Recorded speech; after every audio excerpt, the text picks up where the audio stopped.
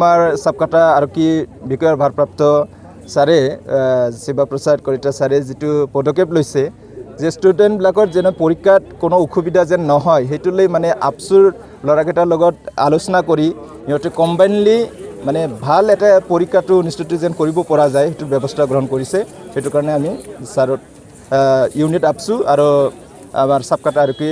প্ৰশাসন সকললৈ ধন্যবাদ জনাইছোঁ। যোৱা বছৰটো কোভিডৰ কাৰণে পৰীক্ষা নহ'লে তো এইবুলি বহুত উৎসাহ উদ্যমেৰে ল'ৰা ছোৱালীবিলাকৰ পৰীক্ষা দিবলৈ অহাটো দেখিবলৈ পোৱা গৈছে যে বৰ জাক জমকতাৰে আহি আছে আৰু কি না তো আমি আশা কৰোঁ যে পৰীক্ষাটো ভালকৈ হৈ যাব আৰু ল'ৰা ছোৱালীৰ ভাল ৰিজাল্ট কৰিব এইটো আমি কামনা কৰিছোঁ আৰু অন্যান্য চেণ্টাৰবিলাকতো তেনেকুৱা ধৰণে যেনে পৰীক্ষাবিলাক সুকলমে হৈ যায় আমি ভাবিছোঁ আৰু আমাৰ ইয়াতেও যেনে পৰীক্ষাটো সুকলমে হৈ যায় ভালকৈ পৰীক্ষাটো হৈ যায় এইটো আমি কামনা কৰিছোঁ আৰু প্ৰত্যেক ল'ৰা ছোৱালীৰ মানে শুভ কামনা কৰিছোঁ উইচ কৰিছোঁ সকলোৱে যাতে ভালকৈ পাছ কৰি যায়।